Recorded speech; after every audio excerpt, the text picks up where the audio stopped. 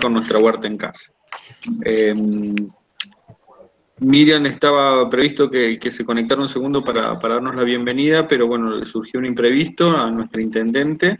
Les deja saludos y bueno, también contenta de que se puedan sumar.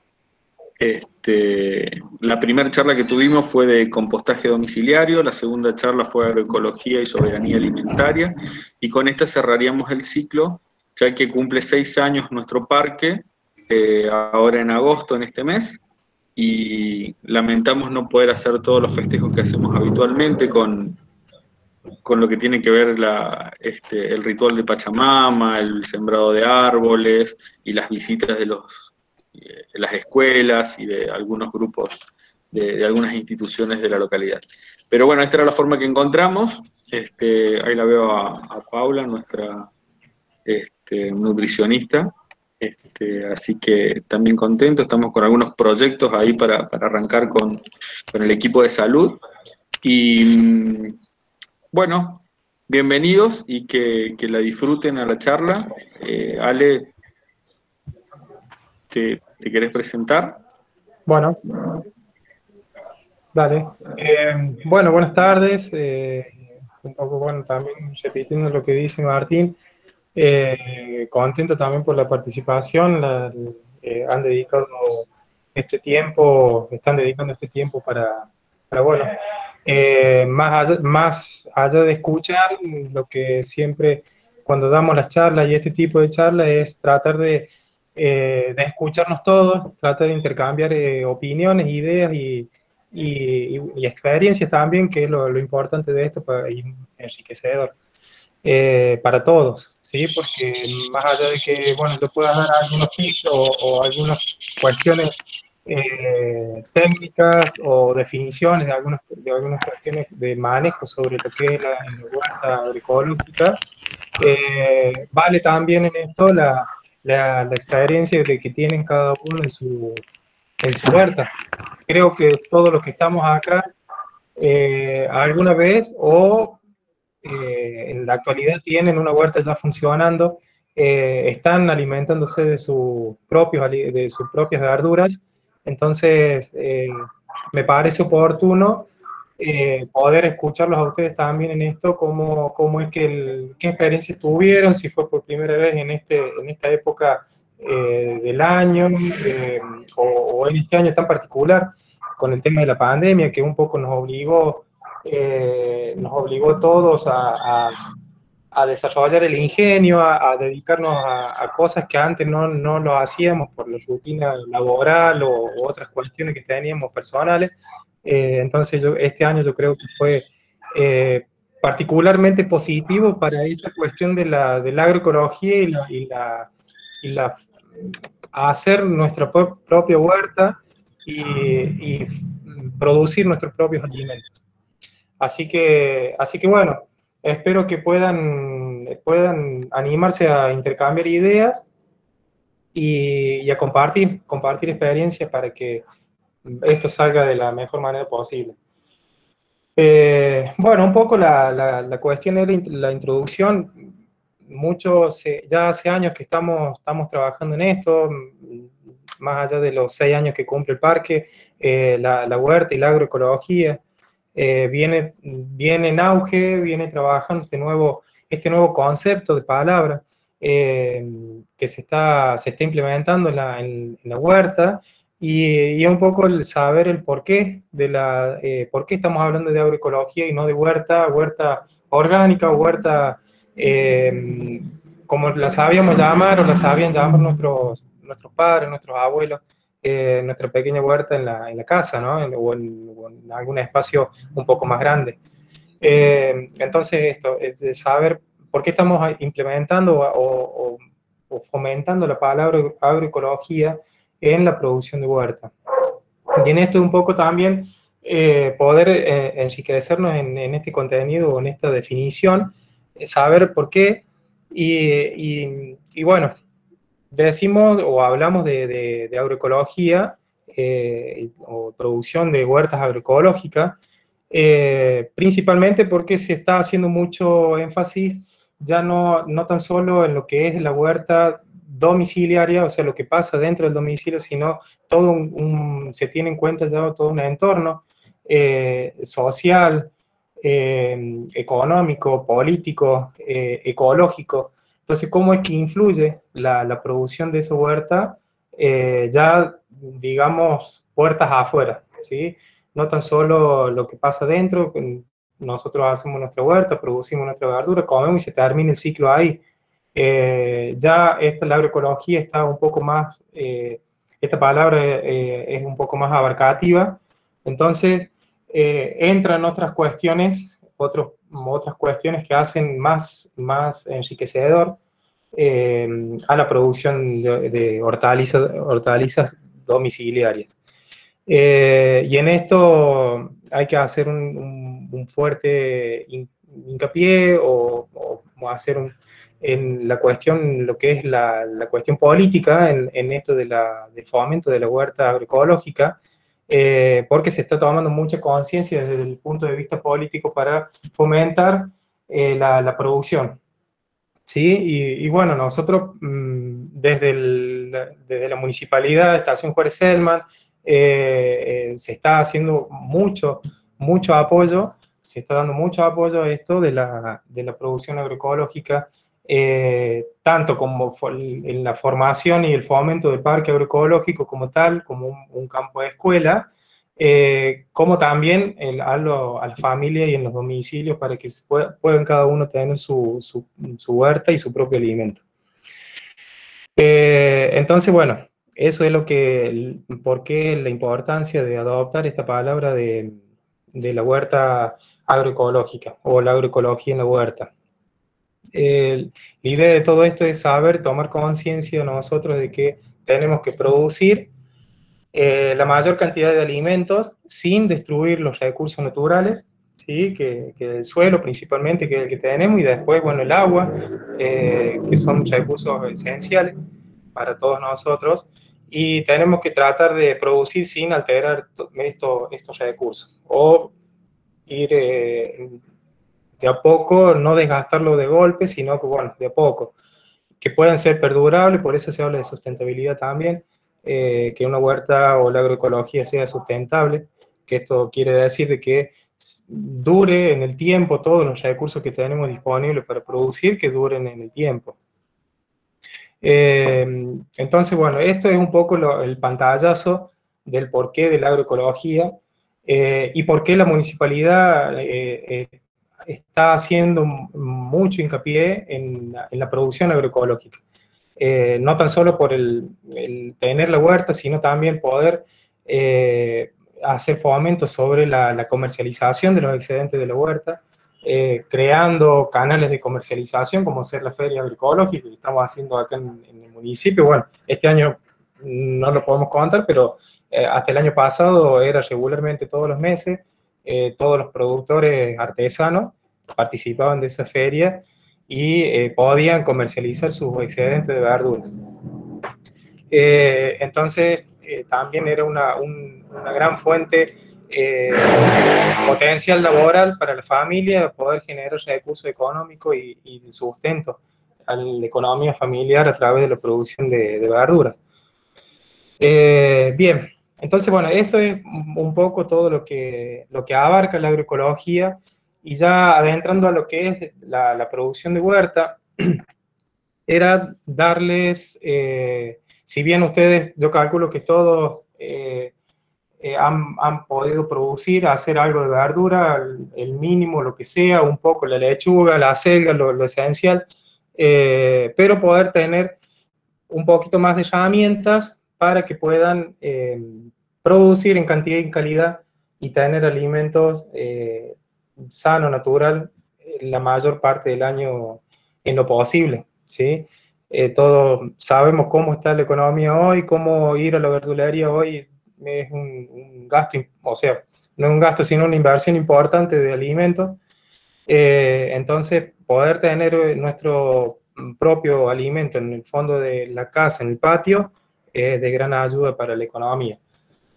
Para tener esto, bueno, como todo, tenemos que, como todo emprendimiento, todo que queremos, que queremos iniciar, tenemos que tener una planificación, una buena planificación para poder organizarnos en tiempo y forma, cómo vamos a producir, qué vamos a producir, cuánto vamos a producir o a sembrar. Entonces eso nos va a dar un panorama, un pantallazo de lo que nosotros tenemos que abastecer, cómo nos vamos a abastecer en el tiempo. Porque esto es un proceso, ¿no? Un proceso natural, biológico, que no podemos alterarlo, y acá no, la ansiedad no juega. Si somos ansiosos no vamos a tener resultados a corto plazo.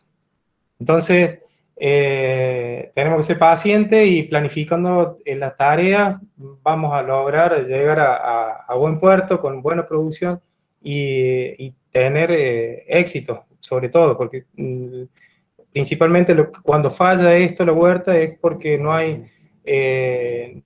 tuvo un buen comienzo. Seguramente algunos tuvieron problemas en lo que es la germinación, no les germinó, no germinó en cantidad, o no pusieron un montón de semillas y salieron 2 plantitas. De esas 2 plantitas a lo mejor llegó una, con suerte. Y bueno, y preguntas que nos vamos formulando del por qué, qué pasó, y eso es lo que nos va desmotivando para abandonar la huerta, y entonces, bueno, dejar de producir y terminar yendo a la verdulería. Con esto lo que se pretende es que ustedes, bueno, tengan herramientas para tener la menor cantidad de fracasos, por decirlo así, en el proceso inicial. Por eso hablaba de la planificación, de qué, cómo y cuánto vamos a sembrar, y todo esto va a estar en función del tener en cuenta el grupo familiar o qué pretendemos más allá.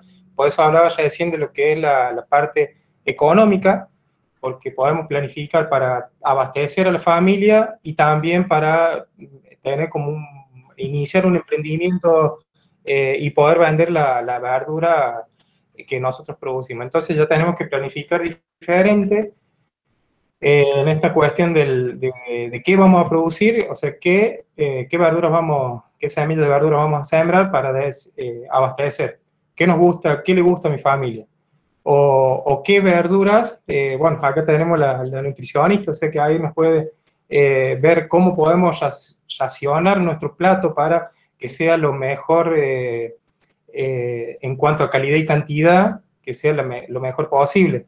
Entonces, ¿qué verduras son las que son enriquecedoras desde el punto de vista alimenticio? Y lo otro es planificar qué verduras pretende mi cliente, ¿sí? Entonces, bueno, ahí entra en juego un montón de factores que tenemos que tener en cuenta, y el espacio, obviamente, ¿no? ¿Cuánto tenemos disponible de superficie para poder hacer todo esto? Bien, una vez que definimos qué vamos a producir para nuestra familia o qué vamos a producir para nuestra familia y nuestro mercado, nuestros clientes, comenzamos a delimitar el espacio físico para la futura huerta. O el que tenga ya la huerta en funcionamiento, a ver cómo va a rediseñar ese espacio para agregar un poco más de hortalizas o agregar otra cuestión otra planta más que hagan falta la diversidad de especies que tenemos que tener en esa huerta. Bien, entonces una vez que tuvimos en cuenta toda esta planificación, vamos al espacio propiamente dicho, ahí vemos qué tenemos disponible. Y ahí es cuando empezamos y tenemos que delimitar el espacio. Nosotros tenemos que ver de que esa huerta, si es en casa, siempre tenemos, bueno, los perros, o los gatos, o los gatos del vecino que se vienen a nuestro patio, y esas cuestiones tenemos que tener en cuenta por una cuestión sanitaria. Saber que estos animales no tienen que entrar a nuestra huerta para que no nos ensucien y nos dejen ningún tipo de residuo que sea contaminante para la verdura y el suelo. Entonces tenemos que delimitar. Podemos hacerlo cercando con, hoy lo más barato y accesible que tenemos es las tarimas o los pallets. Con eso delimitamos perfectamente, no habría problemas. Vemos qué espacio es el que vamos a tener en cuenta y cerramos ese espacio con una buena puerta que sea de fácil acceso y también tener en cuenta dónde vamos o sea, dónde vamos a hacer nuestra huerta para el acceso al agua, ¿no? Eh, Siempre tiene que estar a mano, cerca, el agua para que no sea un trastorno de decir, uy, tengo que llegar a la huerta, porque me queda la canilla la tengo al frente de la casa y la huerta la tengo en la punta de atrás del patio. Entonces, ahí planificar y ver cómo podemos llevar el agua a la huerta o la huerta hacerla más cerca de la fuente de agua. Tener en cuenta eso porque es una cuestión bastante importante a la hora del manejo de de la producción. Bien, una vez teniendo en cuenta el espacio, delimitado el espacio, vamos a ver qué sembramos y cómo sembramos. Qué semilla vamos a sembrar, dependiendo de la época. Ahora ya entramos a la época primavera-verano. El que ya tiene una huerta está a pleno la producción de otoño-invierno. Digo está a pleno porque tienen todas las verduras en pleno crecimiento, algunas ya, si aparece calor muy temprano, ya van a empezar a largar el escapo floral, que se llama, van a empezar a florecer esas plantas, y que es una buena oportunidad también para seleccionar y poder cosechar nuestras propias semillas, ¿sí? Tener nuestra propia producción de semillas en nuestra huerta y destinar esa cosecha de semillas para la estación del año que viene, en otoño. Entonces ya recolectamos, ¿sí? Elegimos las mejores plantas, la de hoja más grande, la de fruto más grande, las que se aguantaron, vimos que nos olvidamos de regar o estuvo muy expuesto a lo frío y así mismo la planta produjo, siguió creciendo, siguió largando hojas, siguió desarrollando su sistema radicular, digo, el remolacho o la rabanito. Eh, entonces, esas plantas que nosotros identificamos, la dejamos crecer, que siga creciendo, que largue el escapo floral o la vara floral, y después cosechamos la semilla, ¿sí? De eso. Y mientras tanto vamos cosechando lo que es de hoja y raíz, vamos abasteciendo, y en otro espacio es donde vamos a empezar a preparar en esta época el suelo para hacer la siembra del primavera-verano. Digo el suelo cuando vamos a hacer siembra directa, ¿sí? Vamos a depositar esa semilla en ese suelo que está directamente en la huerta. Si no, cuando entramos ya en esta etapa del año, es bueno empezar a hacer nuestros propios plantines, ¿sí? Plantines de tomate, pimiento, berenjena. Podemos hacer plantines de alguna otra hortaliza que quiera un poco más temprano, podemos hacer algún pepino, algún zapallito, ahí con mucho cuidado. Hacemos los plantines para después trasplantarlo al lugar definitivo. Si optamos por esto, de hacer nuestros plantines, ya el lugar es distinto, el espacio es distinto y las condiciones climáticas y edáficas, o sea, las condiciones de temperatura, humedad, el viento y edáficas, las condiciones de ese suelo tienen que ser totalmente distintos a las que tenemos en nuestra huerta, en nuestro lugar definitivo. Digo estos dos extremos de comparativo porque hacer un plantín, recuerden que vamos a hacer plantines de pimiento, tomate y berenjena y otras hortalizas más, en la cual nosotros no queremos que falle ninguna. Entonces tenemos que darle las mejores condiciones de temperatura y humedad, sobre todo, y luminosidad también, otra cuestión importante, y el suelo que nosotros damos, que brindamos en ese almácigo que se llama.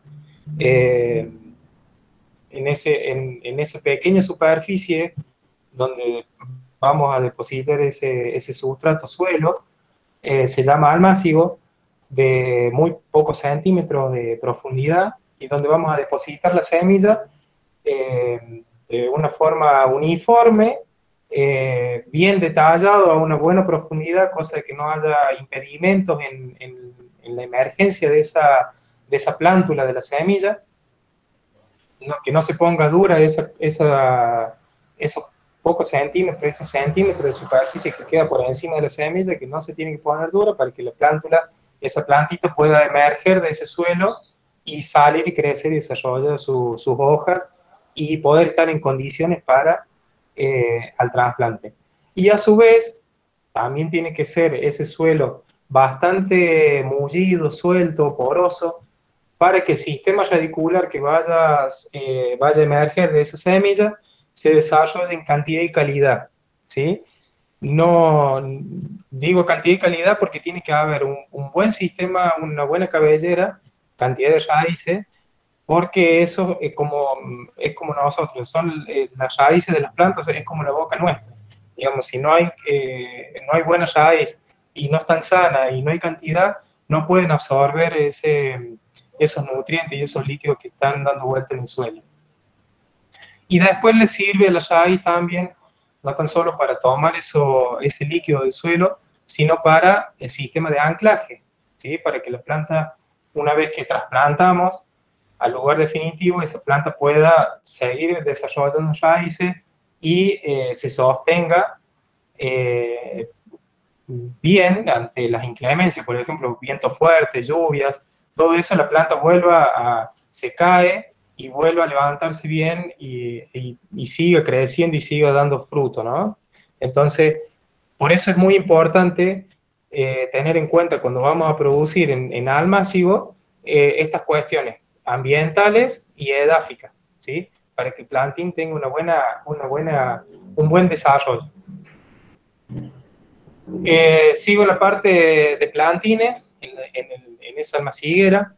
Tenemos que tener en cuenta también el tiempo que lo vamos a tener, por eso tiene que haber una coordinación en la planificación de los tiempos de germinación y crecimiento en el almácigo y después cuando vamos a trasplantar al lugar definitivo que es la huerta. No podemos dejar pasar más o nos guiamos por altura de plantín o por cantidad de hojas, ¿sí? No tenemos que dejar pasar más de 10 centímetros de altura, dependiendo de la planta, un tomate, pimiento, berenjena, unos 10 centímetros máximo, que nos va a dar, por ejemplo, unos 4 o 6 pares de hojas. Eso es la cantidad de hojas que va a tener ese plantín para ya ponerlo en lugar definitivo. Una lechuga, acelga, rúcula que podemos hacer en este almácigo, con 2 pares de hojas estaría suficiente y unos 5 o 6 centímetros de altura ya estaríamos en condiciones para trasplantar. Digo esto porque si no las plantas, nosotros cuando sembramos el almácigo es un espacio reducido con un gran número de plantas. Entonces, cuando nosotros nos dejamos pasar en tiempo para trasplante, esas plantas van a empezar a competir entre ellas y van a ver si tuvieron experiencia, es que los tallos de esas plantas empiezan a elongarse, están mucho más altos, de colores más claros, las hojas son un verde más pálido, un verde amarillento, entonces porque ya la planta ha crecido mucho, la cantidad de suelo que tiene en ese espacio es poquito, y ya la raíz no le alcanza con todo lo que está brindando ese poco de suelo, sustrato que tenemos en la almaciguera. Entonces, hay que tener cuidado en esa cuestión. Y después la otra es que la raíz en esa almaciguera, cuando crece mucho, empieza a enrularse, ¿sí? Va haciendo rulitos. Cuando ustedes levantan el plantín van a ver que no está en todo el sistema de radicular todo bien elongado, sino que empiezan a espiralarse. Y esa cuestión de espiralarse las raíces trae consecuencia en el trasplante porque no puede restituirse, digamos, o recuperarse de ese trasplante. Entonces, al estar toda espiralada esa raíz, no puede elongarse bien, entonces no va a buscar en el corto tiempo esos nuevos nutrientes que están en ese suelo desconocido, nuevo para la planta, y que empieza con un ambiente nuevo que no conocía, que no estaba acostumbrado. Imagínense que ustedes en Almacén estábamos controlando temperatura, humedad, le estábamos dando las mejores condiciones en ese lugar. Después la pasamos a campo, que se dice, y ya, bueno, tenés que aguantarte la planta, se la tiene que aguantar del sol, del viento, de la lluvia, si es que hay, o la forma en la que llegamos también. Entonces todo eso es una nueva experiencia para el planta de adaptación y eso repercute en el crecimiento. Y es lo que se demora en esa repercusión que tiene en la demora de crecer. Entonces, por eso en el medio de esto, de lo que es trasplante de almácigo a lugar definitivo, hay un periodo que se llama de rusticación, donde la planta, ese plantín lo vamos a rusticar, o sea que lo vamos a sacar, que está tapado con un nylon, lo vamos destapando de poco, un par de horas el primer día, después el segundo día otras horas más, vamos sumando, después la sacamos del lugar, si es en una bandeja, la sacamos de ese lugar, de ese ambiente, la ponemos al la intemperie, después lo volvemos a entrar. Eso un día o dos estaría ya suficiente para que la planta se adapte y vaya al lugar definitivo. Disculpa, Alejandro, ¿te puedo hacer una pregunta? Sí. Vos hablabas recién de que teníamos que esperar que por lo menos la planta tuviera 10 centímetros o al menos 2 hojas. Este proceso de ir, digamos, que la planta se vaya acostumbrando al cambio que va a tener, estos 2 días que voy a decir que primero le abro un poco, lo saco un poco de este mini invernadero, digamos, sí. 2 horas, después 4 horas y así. ¿Eso es después de los primeros 10 días que ya contaste o nosotros tenemos que anticiparnos a los 10 días y tener en cuenta este proceso de adaptación de que durará 3 o 4 días por lo que estás diciendo?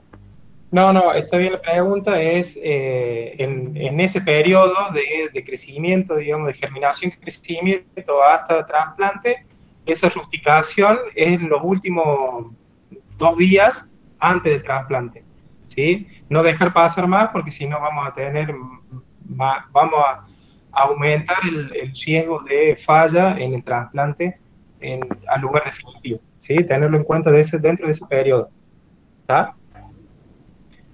Bien, cualquier cosa yo no dije, pero no sé, Martín, ¿qué te parece si cortamos con preguntas o hacemos preguntas al final? Como quieras, no te va a dar. Me parece que está bueno esto porque si no viste por ahí, si no tomaste nota de la pregunta, te la perdés y está bueno por ahí que o lo hagan a través del chat y yo voy chequeando el chat o interrumpen así como hizo Rafael y activamos la respuesta a la inquietud. Dale, buenísimo. Sí, entonces, saben, ya cualquier preguntita, lo que se va hablando, o no pregunta, sino, bueno, sobre lo que voy hablando, me dice, no, mira, yo tuve una experiencia distinta y la compartimos, es lo que dije al principio, ¿sí? Así que estaría bueno que lo pudieran hacer.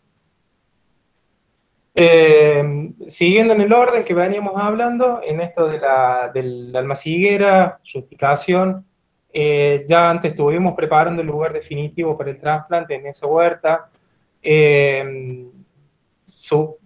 Ya vimos qué vamos a sembrar para abastecer a la familia y si generamos como un emprendimiento, qué vamos a vender. Entonces ya tenemos el stand de plantas más o menos coordinado como para ya empezar a hacer trasplante.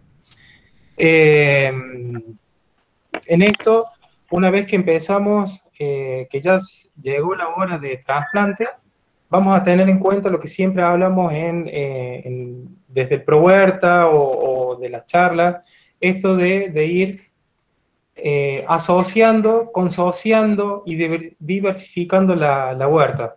¿Sí? Todas estas palabritas que suenan más o menos similares, pero tienen sus cuestiones ahí que hay que tener en cuenta para que podamos tener éxito y al estar asociado, consociado y diversificado en nuestra huerta, vamos a tener menos riesgo de peligro de ataques de plagas de insectos y plagas malezas, ¿sí?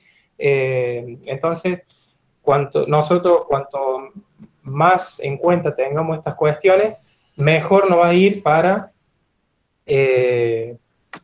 lograr un buen final. Vale, Tenemos ahí un par de consultitas, una de Carla, que dice que saqué mis plantas del semillero y las tengo en maceta. Pregunto hasta qué tiempo las puedo poner las puedo tener para realizar el trasplante definitivo. En las macetas, no tenerlas en las macetas. Carla, si podés activar el micrófono mejor. Vas a tener que hablar, a ver qué es lo que estuviste haciendo, porque entiendo de que hiciste una siembra, un trasplante, ahora vas a hacer otro trasplante más. ¿Puede ser?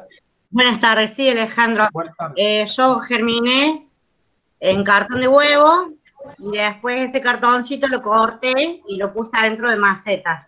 Entonces le pregunté, ¿hasta qué tiempo puedo tener las plantas de tomate, por ejemplo, en la maceta para ir directamente al lugar definitivo?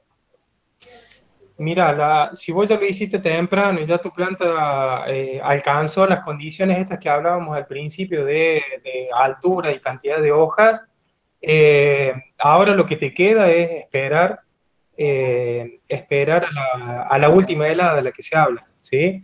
Porque tenemos que escapar a esa cuestión de la última helada. Esto Bien. normalmente depende de no sé si sos de acá de Juárez Selman, Sí, pero de acá.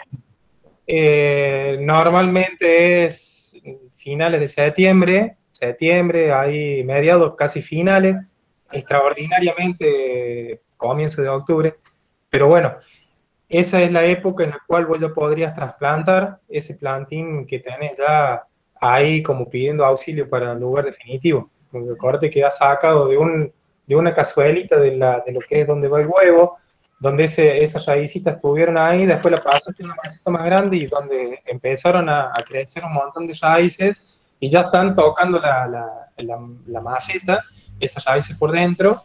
Y seguramente que cuando vos saques esa planta de la maceta vas a ver un montón de raíces por fuera, digamos, del pan de tierra. Entonces esa es la que están pidiendo más espacio.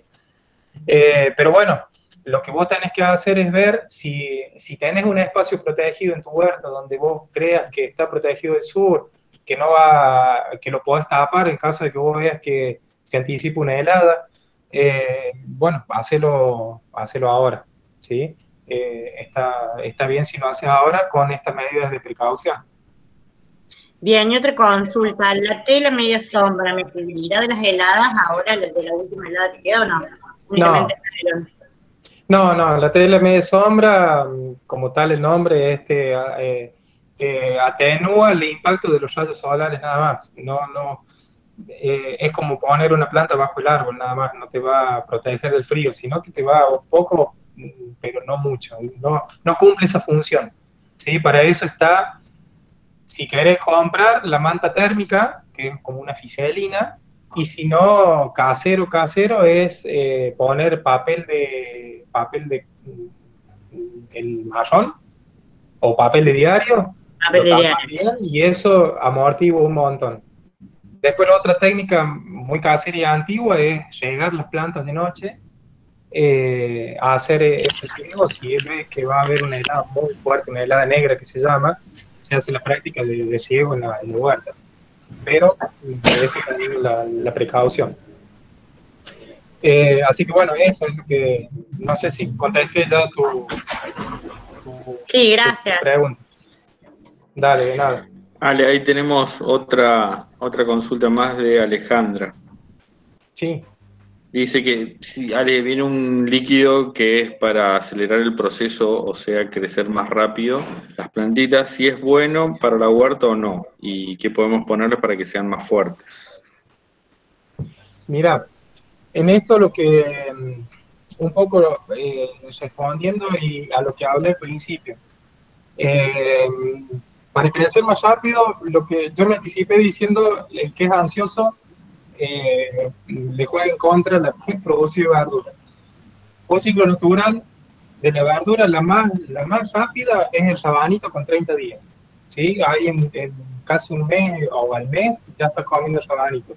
Y de ahí para arriba, 40, 50, 60 días, hasta 100, 120 días, vas a cosechar.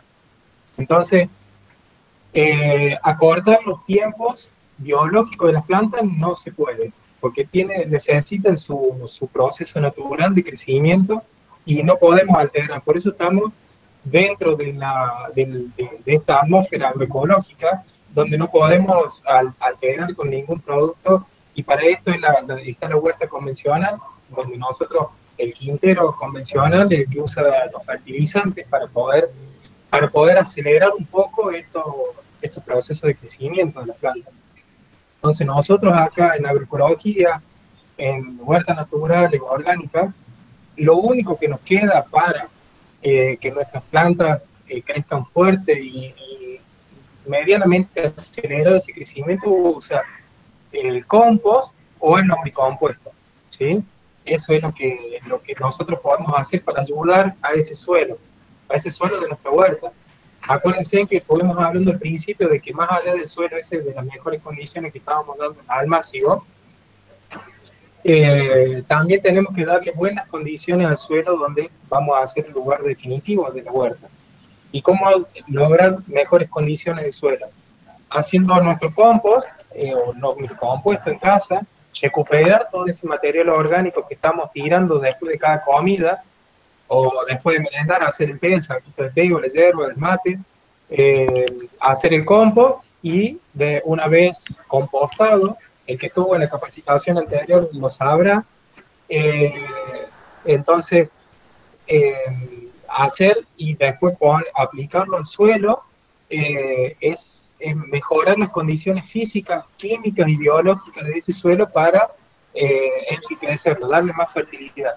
Y esa fertilidad es lo que hace crecer a la planta un poquito más rápido, de la forma natural, y más fuerte y vigorosa, ¿sí? Que soporta enfermedades, soporta ataques de insectos, inclemencia, lluvias torrenciales o piedras. Eso ayuda a la pronta recuperación de esa planta.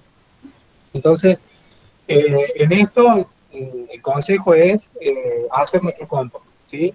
Y con los beneficios ambientales y de manejo que tiene dentro de la casa, elaborar nuestro compost es impresionante. Reducimos la basura que sacamos a la calle, reutilizamos lo que generamos, damos menos trabajo a los que recolectan la basura. Así que, bien, eso es lo que tenemos que hacer. Ale, como aporte, bueno, la agroecología como una forma de generar alimentos mucho más saludables, y de ahí la no incorporación de agentes externos, claro, o que puedan alterar su naturalidad. Acá nuestra nutricionista, Paula, nos dice que si estamos ansiosos que podemos producir los brotes, los microgreens, que con eso es más rápido y ahí podemos calmar un poco la ansiedad. Después Ceci Aspiazú aporta que podemos sumar en el compost cáscara de banana, de huevo, pregunta, si eso nutre más la tierra. No, y esto, bueno, contestando la pregunta de Cecilia, es cuanto más, no es que la cáscara de banana y huevo va a nutrir más el suelo, sino que colabora a la cantidad de elementos orgánicos que depositamos en nuestro compostero o lombricario. Cuanto mayor restos, residuos orgánicos pongamos en nuestra compostera, más cantidad de nutrientes va a haber, más diversidad de nutrientes la planta va a tener disponible, entonces va a enriquecer ese suelo y a esa planta futura. Y un poco lo que hablaba Paula, la nutricionista, es esto, lo que está hoy también comercializándose, que nosotros tuvimos una experiencia, o la estamos haciendo en un parque, la Rúcula Baby, en no esperar al final del ciclo, sino acortar ese ciclo cuando ya tiene unos 10, 15 centímetros de esa planta, ahí ya la podemos cortar y comer. Así que bueno, ya nos adelantamos de 50 a 60 días, a lo mejor en 30, 40 días, una rúcula la tenemos consumiendo. Ale, ahí Teresita... Perdón, Martín y sí. Ale, por ahí tal vez lo que había querido preguntar, tal vez, Alejandra, es si hay alguna fórmula, digamos, ecológica, no ecológica, orgánica para acelerar el crecimiento. Yo he estado buscando cosas en internet y he visto que existen enraizantes naturales, digamos, que se pueden hacer a base de las lentejas fermentadas. Sí. Me parece que tal vez por ahí venga la pregunta de Alejandra, no estoy seguro, no la conozco, pero bien. Entiendo, digamos, que todos sabemos que este taller es justamente de agroecológico, o sea que la idea es evitar todo lo químico. Seguro. Y aprovechando que te decía esto, te quería preguntar, ¿qué opinas vos de esas prácticas, digamos, de los enraizantes? Si sirven, si no sirven, si son un mito. Yo no he tenido oportunidad de experimentar con eso, sí, con el tema de las cáscaras de banana y el té de banana. Lo que pasa es que hay mucha información en internet y por ahí uno se pierde o mezcla las cosas. La banana, digamos, hasta donde yo sé, libera mucho, entonces ayuda a florecer o estimula el florecimiento de la planta y lo que eso hace que después no tenga más fruto.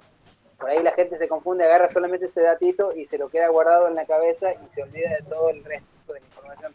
Estaría bueno si vos nos podés acomodar esos datos que tenemos así como robados de internet y acomodárnoslo un poco en la cabeza. Está bien. Sí, mira, yo experiencia en cuanto a, porque a ver, estimulantes de crecimiento natural, sí hay. En esto te puedo decir y que tuvimos experiencia en el parque, en esta cuestión de, por ejemplo, la ortiga, todos la conocen, en la que si la agarras te pica, te genera urticaria.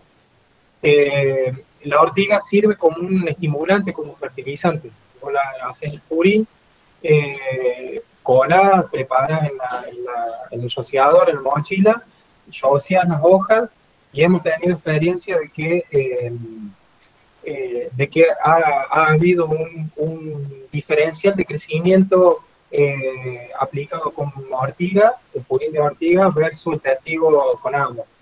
Entonces, sí se puede usar esto en cuanto a ya tener las plantas formadas. Y lo que vos decís en lo que es enraizamiento, para estimular el crecimiento radicular y que se puede usar para lo que es cuando vos estás haciendo germinar y que tenga mayor cantidad de raíces con los beneficios que hablaba antes, sí, hacer hervir la lenteja y con esa agua de la lenteja llegar donde sembramos, te aumenta la cantidad de raíces que va a generar esa semilla o esa plántula. La otra experiencia que tuve, que nos andó muy bien, en capacitaciones de curso de jardinería que estuvimos dando, donde hacíamos propagación de especies a través del tallo o del queje que se llama, cuando cortamos, algunos deben haber robado un tallito de geranio y lo enterró en el patio de la casa, seguro. Se dice tomado prestado. Con posible devolución. Entonces, ese se llama esqueje, y poner, por ejemplo, hemos hecho pruebas, la hoja de la aloe vera, esa mucosidad que tiene, ese jugo, mezclado con la yema de sauce, haciéndola una pasta, y poniendo esos esquejes ahí, aumentó la cantidad de raíces que genera ese tallito. No, sinceramente esa parte no la hice en semilla, para ver si aumentaba la cantidad de raíces de la planta germinada, pero sí en tallos para hacer germinar. Pero sí estimulantes naturales como esto hay.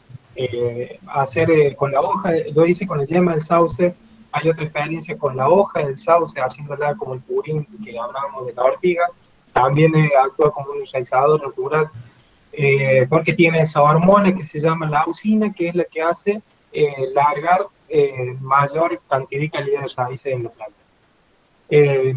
Así que bueno, es un poco también tener cuidado con lo que se ve y se escucha en internet, porque hay un montón de información y bueno, cuidado con eso, porque también lleva a lo que hablábamos recién, al tema de porque lo vi en internet y lo vi que aplicó y vi un plantón tremendo y resulta que ahí se acomodan los tiempos, se acomodan las imágenes y se acoplan y se va engañando el ojo, ¿no? Pero uno cuando lo quiere hacer en la casa, nada que ver, ¿no? Entonces, cuidado con eso, no generar expectativa y hacerlo con cautela, ¿no? Tomar la experiencia y hacerla, aplicarla y bueno, me anduvo o no me anduvo, eso nada más.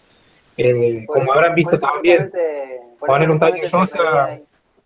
Perdón, sí. Por eso justamente te pedía, digamos, que nos desmistifiques algunas cosas que se ven circulando en internet. Ahí yo preguntaba en el chat, para no volver a interrumpirte, que también había visto en internet que la canela en polvo servía para enraizante y quería saber tu opinión de eso. No, yo en eso ya no he probado, y colegas, amigos que están también en la misma onda de probar lo natural, nunca tuvimos esa charla o comentario de decir, che, la canela me anduvo, como por decirte que sí, hacer hervir la lenteja y usar esa agua, es común escucharlo en conversaciones de gente que todo tiene esa experiencia. En canela no, sinceramente no. Ale, yo hice una prueba con lo de la canela y no, la verdad que no funcionó. Y en realidad lo que leí era que servía para evitar el hongo en el esqueje hasta que pudiera generar la raíz, digamos. Claro. Acá Teresita, claro, Teresita acá nos pregunta qué hortalizas se pueden cultivar en macetas si no se dispone de espacio en el suelo. Todas teniendo en cuenta el tamaño de la planta. Siempre decimos, lo que crece para arriba va a crecer para abajo. En tanto en profundidad como en espesor, digamos, o en lo que abarca en esa masa de suelo. Entonces, ¿qué vamos a usar de contenedor o de maceta? No podemos poner una planta de tomate, pimiento o berenjena en una lata de leche nido, por decir algo, una barbaridad. ¿Qué vamos a hacer? Usamos un balde de 10 o 20 litros, preparamos ese suelo y ahí ponemos un plantín, ¿sí? Cometemos el error porque mira la cantidad de suelo que tiene ese balde y le mandamos 3 o 4 plantines de pimiento, o que tengan un sistema radicular profundo y amplio en espesor, digamos, en abarcar suelo. Solamente tenemos que poner uno, cosa de que esa raíz va a estar comprimida y en un espacio reducido, tenga la mayor disponibilidad de suelo posible en esto. Después, bueno, lechuga, rúcula, achicoria, que son de crecimiento bajo, de porte bajo, de unos 15 centímetros, 20, sí, ahí ya hacerlo en cajones de verdura, que tiene una profundidad, si vemos, va a tener el mismo desarrollo radicular en ese cajón que va a tener aéreo. Entonces, hacer esta interpretación de que lo que va para arriba va a ir para abajo. Entonces, ahí ver qué usamos de contenedor o maceta. Sí, no sé si había otra pregunta por ahí. Yo leí una recién que el agua salada interfiere con el cultivo de la planta. ¿Me escuchaste? ¿Cómo, Martita?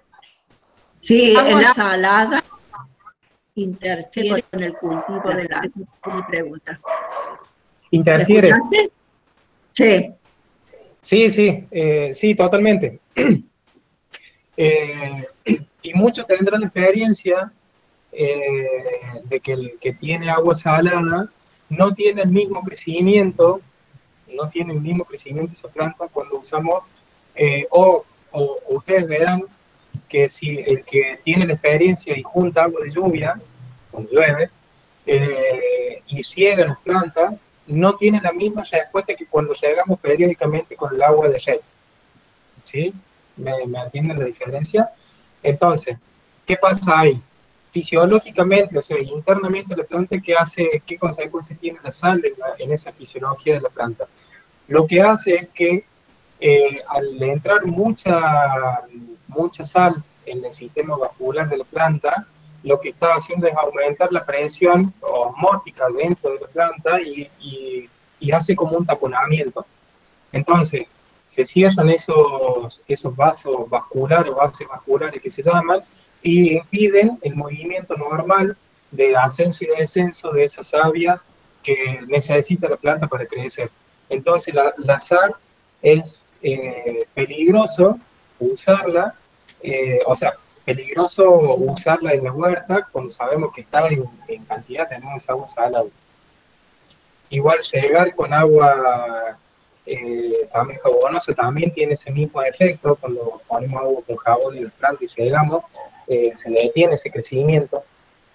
Así que bueno, eso en cuanto a la planta. Después tenemos el efecto de la sal en el suelo, que también tiene otra cuestión de que la sal lo que hace en el suelo es aglomerar las partículas del suelo y formar una costra cuando se seca, muy dura, que hace que los poros se compacten, se tapen y las raíces no puedan desarrollarse normalmente en el suelo, o sea, no puedan crecer y explorar ese suelo con facilidad. Entonces, ¿qué técnicas se usan ahí?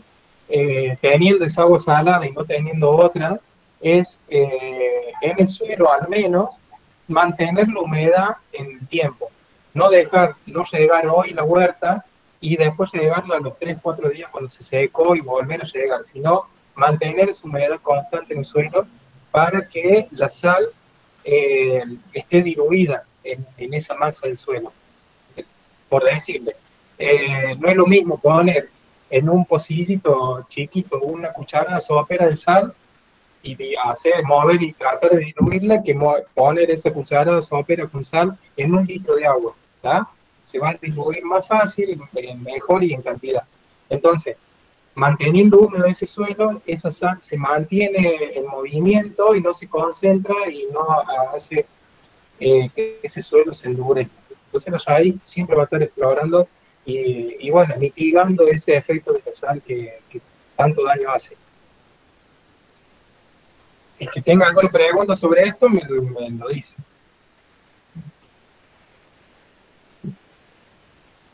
¿Quedó claro? Bueno, ya que se armó un huequito ahí, perdón que estoy como acaparando toda la reunión. No, está bien, está bien.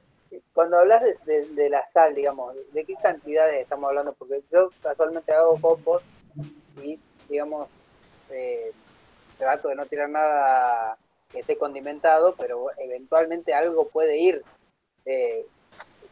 ¿Cuándo estamos hablando de una cantidad tanina, digamos?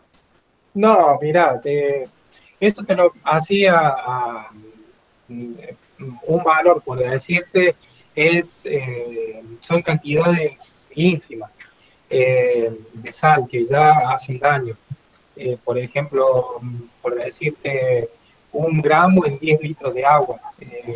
Ya a partir de 1 gramo y 1,1 ya te hace daño. Entonces, vos tirar la comida, la salada, esa hoja de verdura salada que te sobraron de la ensalada, lo tiras a la compostera, no te va a causar ningún tipo de daño.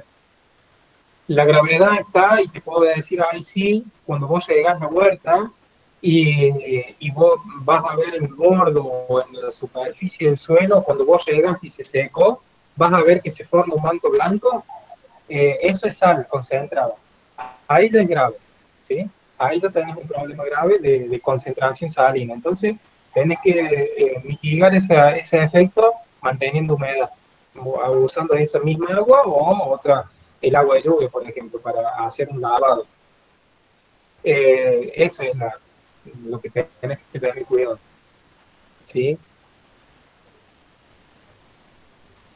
Bien. Entonces, estábamos ¿Vale? sí. Tengo un par de preguntas, también una experiencia para compartir. Yo tengo un problema con la sal del agua en el parque. Sí. Y probé haciéndole como un filtro natural con toda la grama que vamos cortando, cuando vamos limpiando la parcela, le he ido poniendo, la idea fue mantener la humedad y en invierno protegerla del frío, proteger la raíz. Sí. Se me ha hecho como un filtro natural. Sí, sí, está bien. Te pones a observar detenidamente, encontrar restos de sales arriba de todo este sería un mantizo, que le dicen una capa mantizo. Está bien. Un poco para que se usa como filtros naturales es en un balde o en una botella poner un papel, un filtro, piedras de distintas granulometrías hasta llegar a arena arriba, y con eso vamos haciendo percolar el agua, o sea que se vaya filtrando, y esa agua que queda en las piedras queda atrapada en la piedra y pasa con menos cantidad de sal. O sea, no es que la va filtrando toda la sal, sino que pasa con menos cantidad. Ese es un filtro natural que se usa, y se puede poner carbón también en esa mezcla de piedra y arena. Se puede poner una capa de carbón. El carbón es un filtro también natural y también actúa como un sanitizador de enfermedades de hongos, ¿sí? Que viene y se vende el carbón activado, que es el carbón que está tratado, se vende en la química, que es el principio básico, el que tiene los filtros de agua, ¿sí? Como estos filtros de PCA, lo que son muy nombrados, adentro de ellos tienen carbón activado, ¿tá? Y eso hace purificar el agua. Pero naturalmente, esta experiencia como vos, el pasto o la piedra, actúa como un filtro natural. Otra experiencia que quería compartir con el tema de la germinación rápida, no muy rápida, pero segura, es el agua templada. También ha sido, a mi experiencia, muy útil y muy segura, casi un 100%. Sí.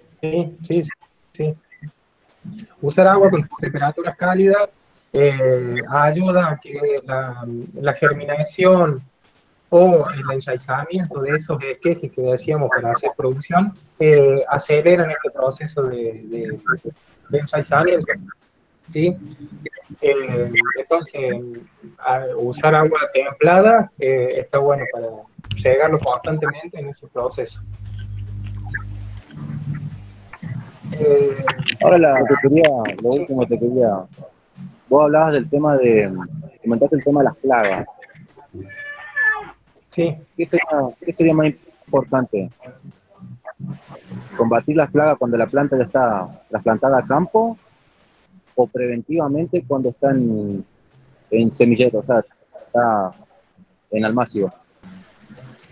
Y mira, va a tener, lo ideal es hacer un seguimiento. Nosotros tenemos en nuestra huerta, tenemos la posibilidad de tenerla en casa y poder ir todas las tardes o toda la mañana o en cualquier momento del día. Hoy con esta pandemia que tenemos que estar en casa, podemos ir todo el tiempo y hacer un seguimiento del cultivo, ¿sí? Tener un seguimiento, un control, hacer registros sobre lo que estamos viendo, y eso te permite poder actuar a tiempo. Tener plagas en los germinadores o en las almacigueras ya es una cuestión, estamos con plagas muy tempranas en el cultivo, y eso hace a que corramos peligro de que el plantín no tenga buen éxito en el trasplante y después en el futuro desarrollo dentro de la huerta. Digo esto porque cuando dimos la capacitación de plagas y enfermedades, hablábamos de que hay algunas plagas de insectos que actúan como vectores, hacen doble daño. Por ejemplo, el pulgón, la mosca blanca, el trips, estos insectos, la cochinilla también, dañan de dos maneras a la planta. Una, sacándole la savia, que es lo que ellas usan como alimento para poder regenerar y generar nuevas descendencias, y después que actúan en esa inyección de saliva de la savia, tienen otro estilete que inyectan saliva tóxica, y esa toxicidad de esa saliva tiene virus, por eso es tóxica, y inyectar virus en la planta te genera ya una malformación, un detenimiento.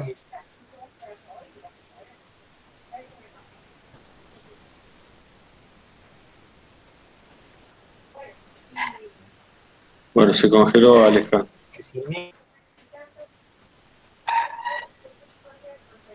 Ale, ¿me escuchás?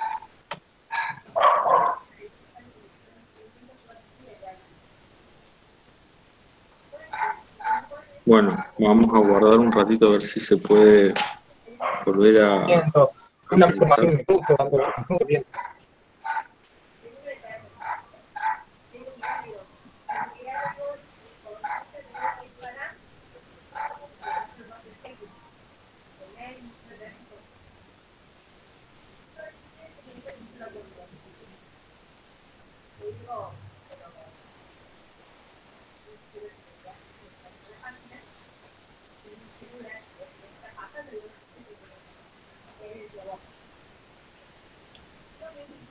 Tendría que salir y volver a entrar, pero a lo mejor lo hace.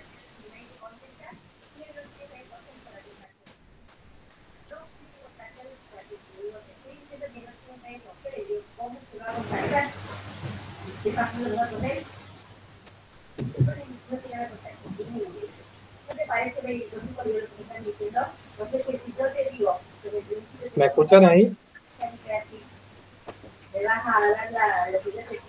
¿Me escuchan? Sí, te escuchamos.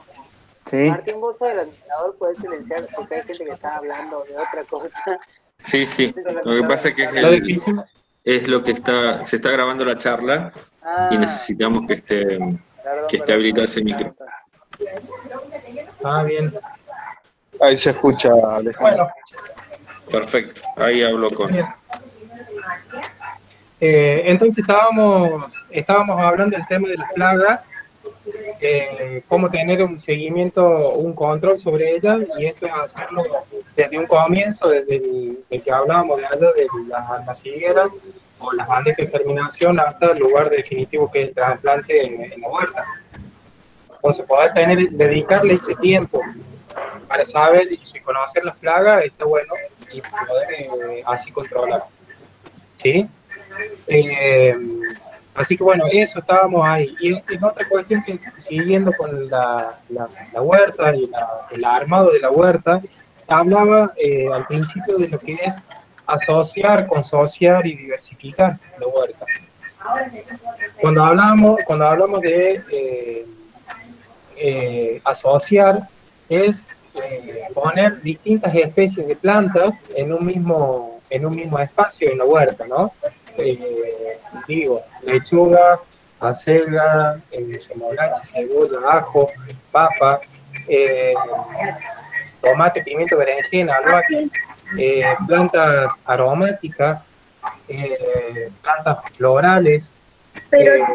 Entonces, poner todas estas especies, lo que estamos haciendo es asociarlas, ¿sí? Ponerlas todas juntas en ese espacio. Cuando estamos hablando de consociar especies, es saber en esta consociación es cuál de ellas o cuáles entre ellas se benefician mutuamente. Y en esto decimos, por ejemplo, hablemos de las gramíneas, por ejemplo, en esta época que vamos a empezar a sembrar el choclo, el maíz, para tener el choclo, la planta de maíz, y lo que hacemos es consociar con la leguminosa, y las leguminosas son las legumbres, ¿sí? ¿Qué va a pasar? ¿Qué beneficio mutuo va a haber ahí? Las leguminosas lo que te hacen es aportar nitrógeno que está dando vuelta en el aire, que actúa como fertilizante natural y es un estimulante para el crecimiento del maíz y la misma planta de chaucha, que le va a aportar el maíz, ¿sí? Y el maíz, el beneficio que le da a esta leguminosa es el sostén, porque todas estas plantas leguminosas, ustedes sabrán que son las que son trepadoras, ¿sí? Necesitan de un sostén. Y para la forma natural de no hacer una intervención con material que tengamos que comprar, una malla o algo, alambre, poner, es sembrar estas leguminosas al pie de la planta de maíz, ¿sí? Entonces vamos a tener, no la va a asfixiar una planta a la otra, porque tienen pocas hojas, entonces lo que sí va a hacer es treparse por ella, y vamos a tener el crecimiento natural de la planta de maíz con el crecimiento de la chaucha, de la leguminosa esta, y beneficiándose entre ellas, desde el punto de vista de fertilidad, la química, y desde el punto de vista físico, que es el sostén propiamente dicho que necesita esta planta. Después también tenemos las cucurbitáceas, que también son trepadoras, en el mejor de los casos, si las hacemos trepar vamos a tener buena fruta, que son el calabacín, la calabaza, el zapallo, ya son frutos más pesados, pero también se benefician de alguna manera cuando sembramos consociados ahí con otras gramíneas, como el maíz, por ejemplo, que es lo que usamos nosotros en nuestra huerta. Cuando nosotros logramos esto, diversificar, o sea, asociar y consociar, vamos a diversificar de una manera tal nuestra huerta que va a ser beneficioso desde el punto de vista agroecológico, porque lo que estamos haciendo es tener mucha cantidad de plantas que no se molestan entre ellas, que se benefician y que a su vez hacen un control natural sobre las plagas posibles que vayan a atacar. Porque las plagas que hacen, prefieren, son atraídas por olor y por color. ¿Sí? Eso es lo que hablábamos en la capacitación anterior. Entonces, cuando tenemos nosotros mucha diversidad de plantas en nuestra huerta, las plagas, ¿qué van a hacer? Al haber muchos olores y muchos colores, se confunden, se marean y terminan yendo a cualquier lado y no a la planta. Y si van a la planta, que de interés nuestro, la va a afectar muy poco porque está confundido. Entonces, eso es lo que tenemos que lograr para hacer un control natural de plagas en nuestro huerto. Aparte de las trampas naturales que usamos, también para que estos insectos vayan a esos lugares. Y en esa asociación y consociación, la disposición espacial que van a tener esas plantas para que no queden tampoco a la vista como si fuese un montecito de plantas, y que a lo mejor alguien prefiera que estéticamente la huerta esté presentable y tenga una buena disposición también en la huerta y tengamos algo prolijo presentado y que a su vez sirva para este efecto de control para el plaga. Bien, esto cuando ya trasplantamos, las plantas ya están creciendo, están desarrollándose y llegó el momento de que vamos a empezar a cosechar. ¿Sí? Decíamos que podamos sembrar la primera cosecha si es que nos gusta el rabanito. Eso es lo primero que vamos a cosechar. ¿Y cuándo y cómo vamos a cosechar? Y en esto es un punto importante porque si no decimos que llegamos tarde para la cosecha, las hojas se pusieron duras, el rabanito en vez de sacar algo de 2 centímetros de diámetro, terminamos sacando casi una papa. Pierde sabor, pierde las características organolépticas que se llaman, pierde sabor, textura, color, pierde un montón de cosas cuando nos pasamos del tiempo de cosecha. Entonces, cuando nosotros ya tenemos estas plantas desarrolladas, cuando ya conocemos a las plantas que venimos ya produciendo y haciendo huertas hace mucho tiempo, ya hacemos al ojo y decimos, bueno, el rabanito ya está. Muchos preguntan, ¿y cuándo cosechamos la zanahoria? ¿Cuándo cosechamos la remolacha? Son hortalizas que no las vemos y que tenemos que saber cuándo cosechamos, ¿sí? Por ahí llegamos tarde a la zanahoria termina siendo un tubo tremendo, en el mejor de los casos, que se pasó, tenemos el centro, el corazón de la zanahoria duro, ya está lignificado, que se llama. Entonces, es observar y ir probando, ¿sí? La lechuga la vamos a cosechar cuando ya tenga un diámetro de cabeza, unos 10 centímetros o 12 centímetros, ya ahí ya está lista para cosechar. La acelga, cuando ya tenga una altura de 20, 30 centímetros, ya está para cosechar. Y la cosecha que hacemos, hay plantas que podemos hacer que rebrote y poder tener una nueva cosecha. Y esto es importante saber el cómo cosechamos, porque la lechuga, por ejemplo, puede tener, si lo cortamos por debajo de la última hoja, hacemos un buen corte, pueden que salga después con un abonado y un buen riego, unas nuevas hojitas que podemos tener otra cosecha más. La selga es sacar las hojas exteriores, ¿sí? Vamos sacando hasta dentro del centro y vamos consumiendo esas hojas y la selga va creciendo de adentro hacia afuera. La rúcula también, con el mismo criterio que con la lechuga, que tenga unos 10, 12 centímetros, 15 centímetros de altura, ya está lista para consumir. La chicoria también. La chicoria también muchos no la consumen porque dicen que es muy amarga. Y se pone más amarga cuanto más tiempo le dejamos estar en la huerta y más tarde la cosechamos. Entonces, anticiparnos y cosechar temprano está bueno para tener una buena verdura. La zanahoria, remolacha, rabanito, bueno, rabanito se ve ya porque empieza a crecer para abajo, para arriba y se ve el diámetro de la cabeza de la raíz engrosada, que ya está listo.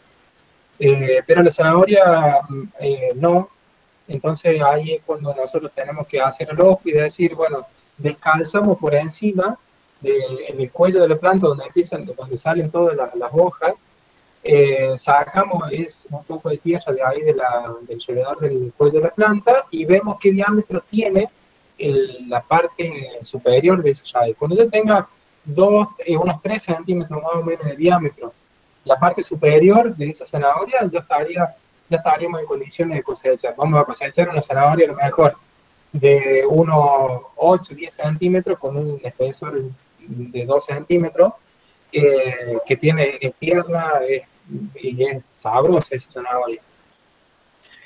Depende de la longitud de esa zanahoria porque va a depender de las condiciones físicas del suelo.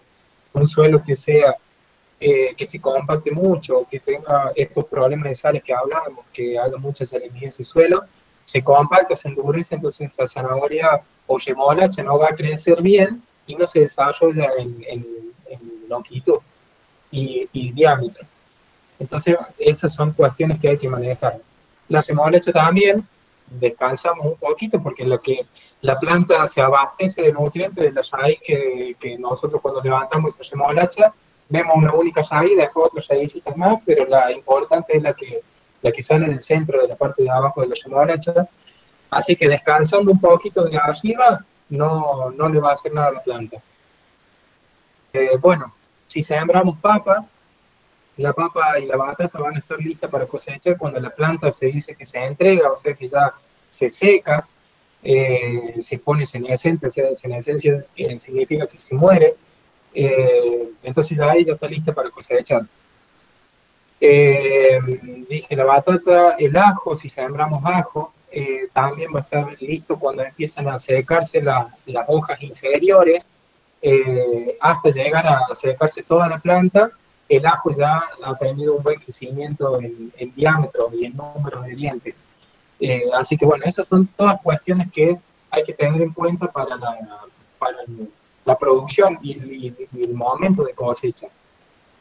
Y después la manipulación de los productos que cosechamos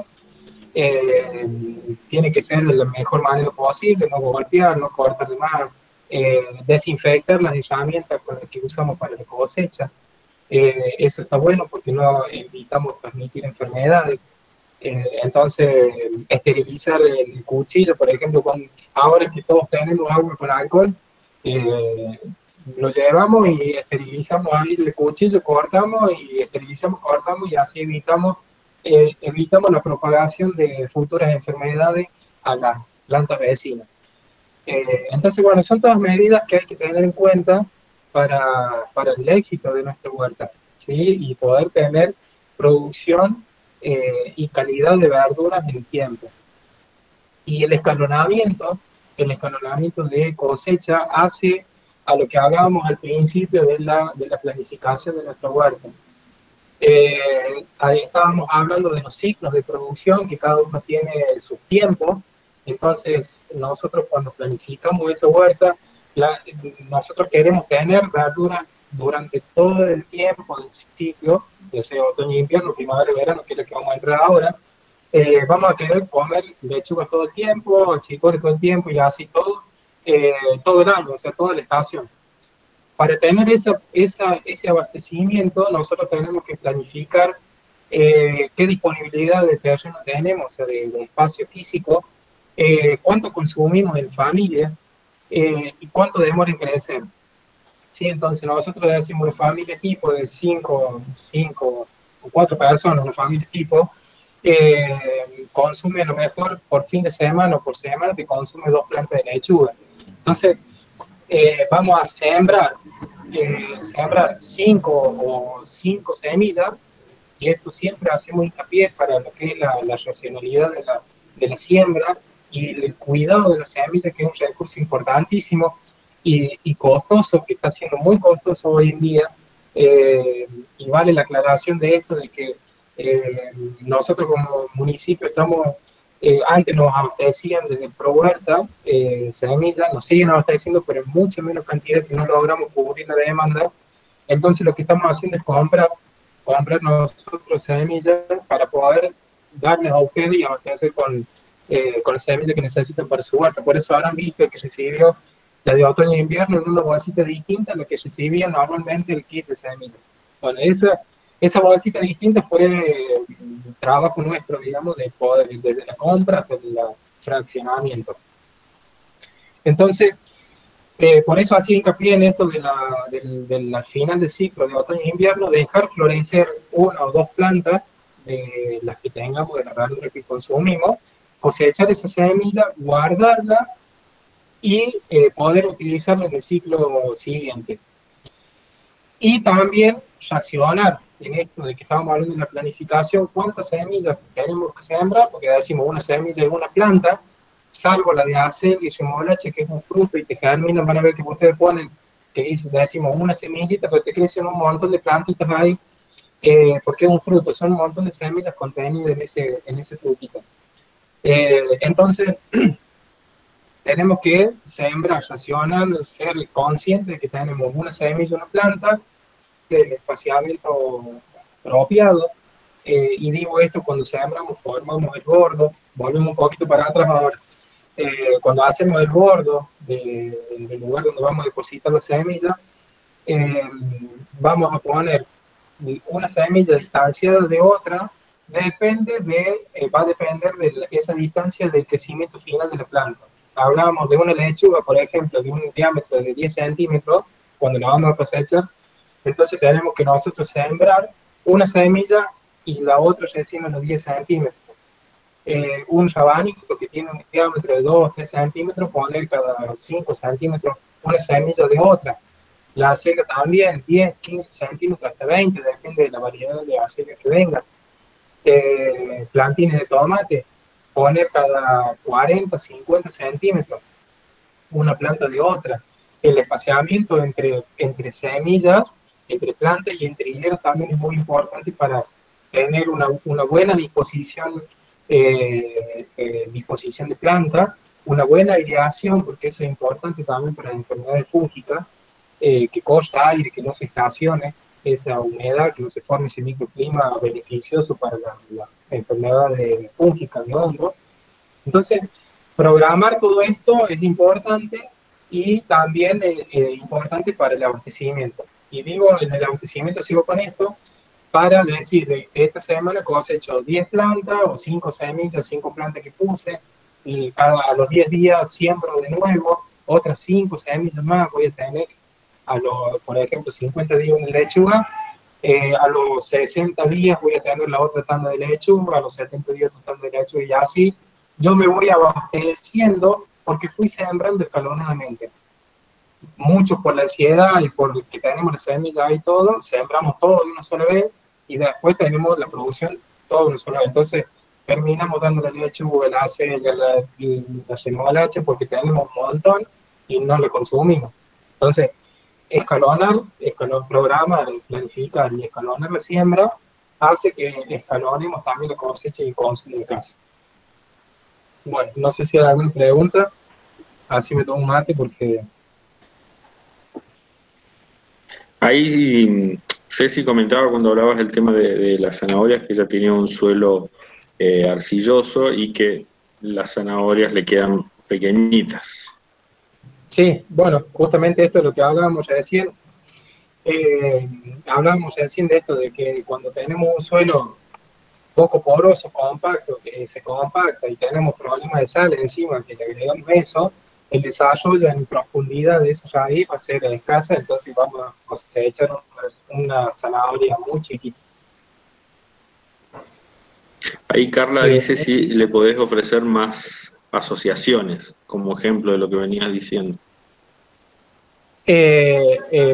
Asociaciones decíamos que era poner plantas, todas las plantas posibles, o sea, ya sea de hortalizas, florales, ornamentales y aromáticas. Eso es asociar, ya sea todas juntas, o sea, todas juntas dispuestas sin ningún orden o con un orden espacial donde tengamos ordenado todo. Consociar es poner plantas unas con otras que se van a beneficiar mutuamente.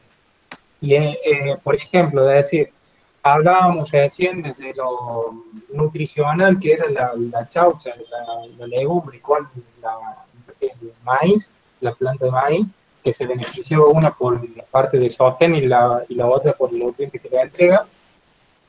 Después tenemos la consociación de plantas, por ejemplo, intercalar raíz con hoja, porque y distintas especies de plantas, no poner todo acelga, todo tomate, todo berenjena, entonces ir consorciando y disponiendo espacialmente, intercalar estas especies, ¿sí?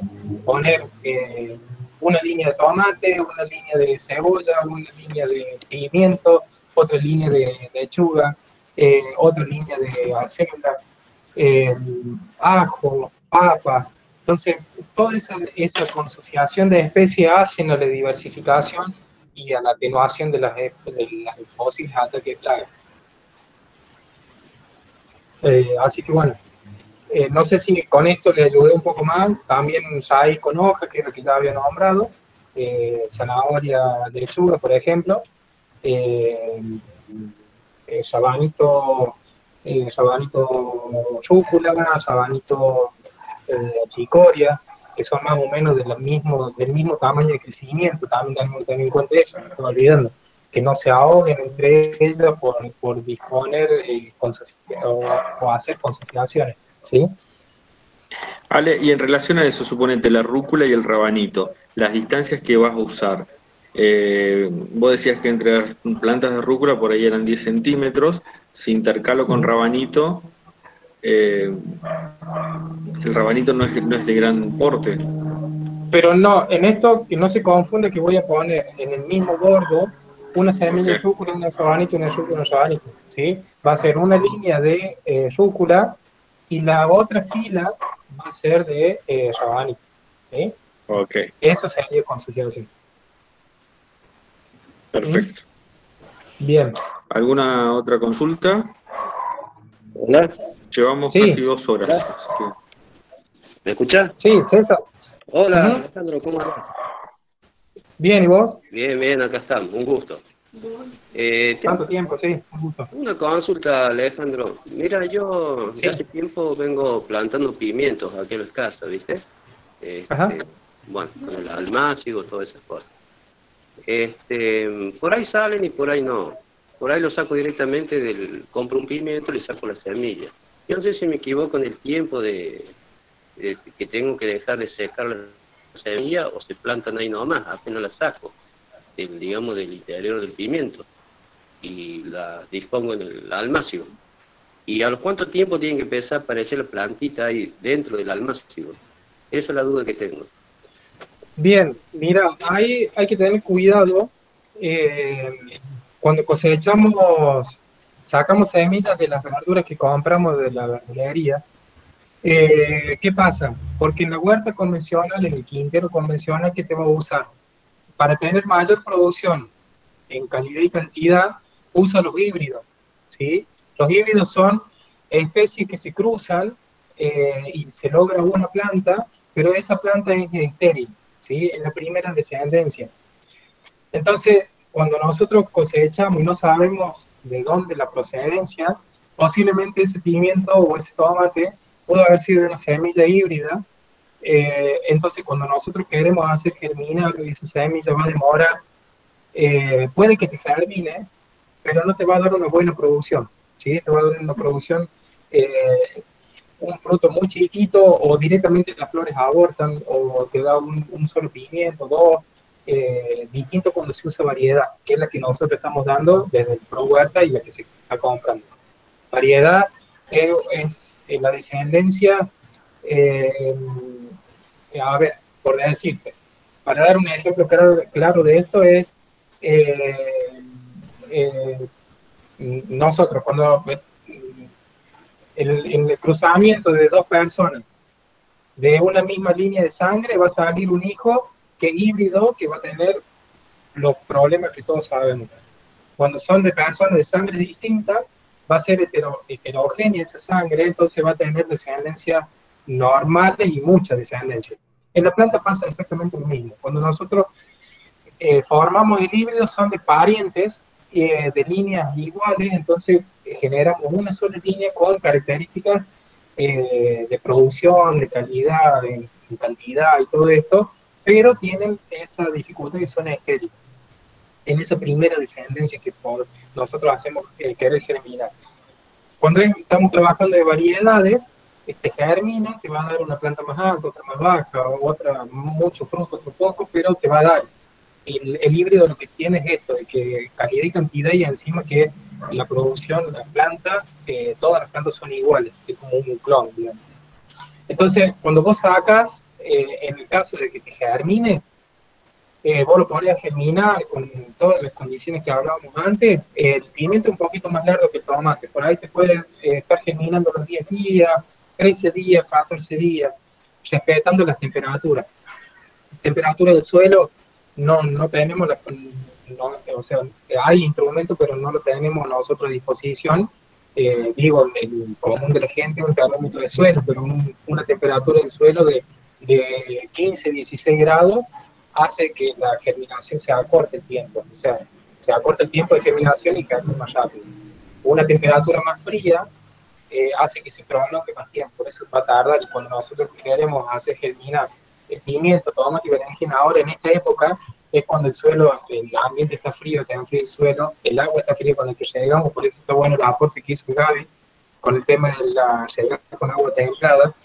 Entonces estamos templando ese suelo con temperatura de 16, 17 grados y tapándolo con un nylon en la parte aérea. Lo estamos dando un ambiente cálido. Entonces ahí aceleramos el proceso de germinación. Pero te pasa esto, ¿sí? Cuando nosotros traemos de verdulería, puede que te germine todo, puede que no te germine nada o un poco, y la producción sea muy despareja, ¿sí? Por ahí, abastecete de estas semillas que estamos dando nosotros y genera tu propia semilla de plantas que te larguen esas semillas, ¿sí? De las que estábamos hablando ya recién. O también podemos hacer que César compre algún bolsón en el parque agroecológico de los productores, y ahí se asegura también buena semilla sí, para el futuro, sacándolo del fruto. Se aseguran esa semilla, sí, sí. Así que bueno, quedó claro este tema de las cosechas de las galerías. Sí, está, claro, eso no lo sabía yo. Siempre he hecho así, ¿viste? Y es cierto lo que el comentario que hace, por ahí crecen, por ahí no, ¿viste? Y siempre me planteé esa duda. Pero está bien la sugerencia que me están dando los dos, ¿viste? Que consiga semilla natural, o sea, que no esté con elementos químicos, ¿cierto? Para sí, no solamente elementos químicos, sino que estén manipulados. O sea, esto es trabajo nuestro, digamos, de los científicos que hacen esa manipulación genética que se llama, y hacen estos cruzamientos y logran estos híbridos. Por eso te decía de lo que nosotros, de las semillas que estamos dando, son variedades y que nunca te va salvo por error humano, pero siempre te va a estar germinando, ¿sí? Y dando producción. Sí, me ha pasado, viste, muchas veces que no han salido.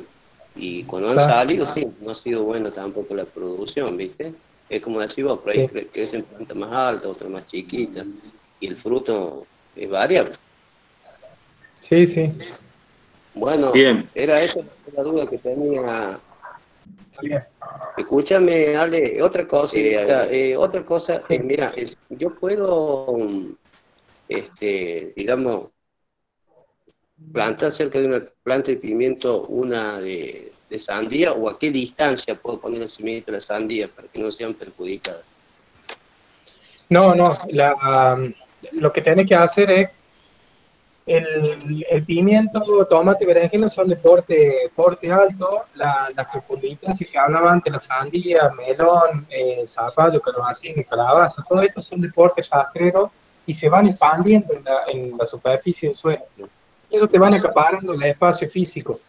Entonces termina ahogándote todas las otras plantas. Entonces, lo que son estas siembras siempre se hacen en un espacio distinto, o en el mejor de los casos que vos lo puedas hacer que esas guías se trepen por ejemplo, tenés una planta frutal en tu huerta, sembrar el pie del frutal y bueno, las guías se van a ir por la rama del frutal.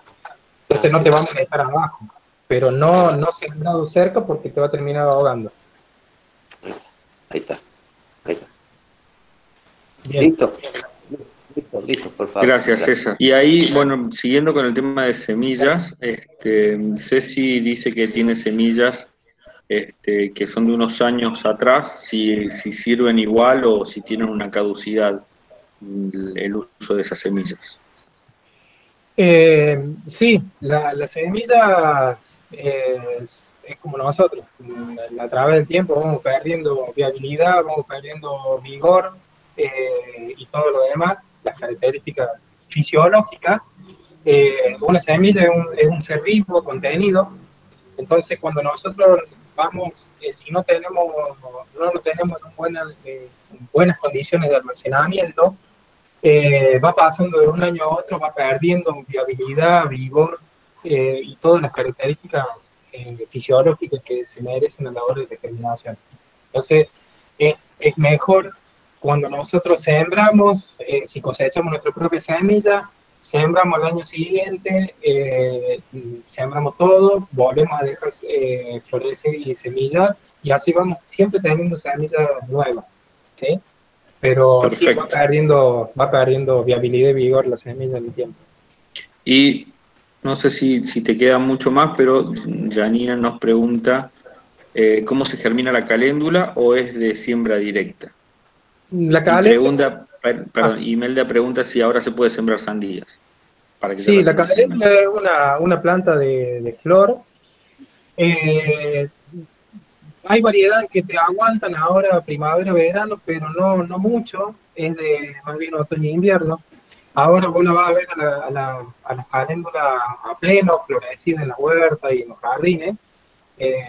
Entonces a medida que se van alargando las horas de luz y aumentando la temperatura, florece, tiene su pico de floración y después ya empieza a decaer cuando tenemos el máximo de temperatura y mucha luminosidad.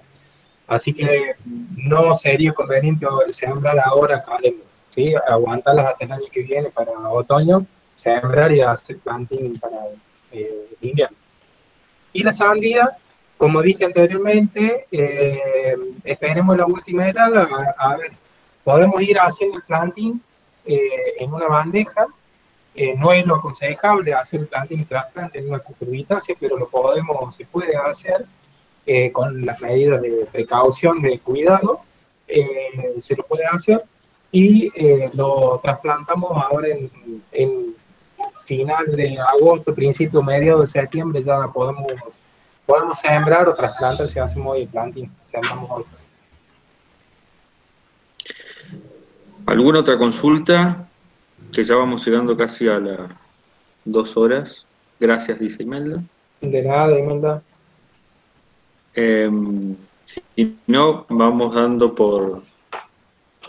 por terminada. No sé si quieres agregar algo como para cerrar, Ale. No, yo lo que en esto, sobre la huerta, no le tengan miedo, tengan continuidad, sean perseverantes, y no le tengan miedo a esto del fracaso, ¿no? Me terminó, bueno, no hago más. No, siguen insistiendo, consulten, se pueden acercar al parque agroecológico, ahí toman experiencia, me pueden consultar a mí, no tengo problema, pero nunca dejen de hacer y producir su propia verdura para hacer y cumplir con esto, con este propósito que nos acompaña a nosotros como municipio en esto de generar alimentos sanos y ser soberanos en cuanto a la producción de alimentos y a la alimentación, ¿sí? Así que tengan en cuenta siempre eso, siempre produzcan y está bueno porque si tienen hijos se prenden fácil los chicos, les encanta y bueno, van tomando, van copiando eso, los chicos lo van hablando desde ya y como a nosotros que tuvo la oportunidad de tener padre, abuelo que producían su huerta, está buena la experiencia de compartir esto, ¿no? Así que nada, era animarlos a producir, sigamos con esto. El que ya lo ha hecho por el tema de pandemia, se sintió un poco obligado, que no tenía otra cosa que hacer y se incursó en el tema de huerta.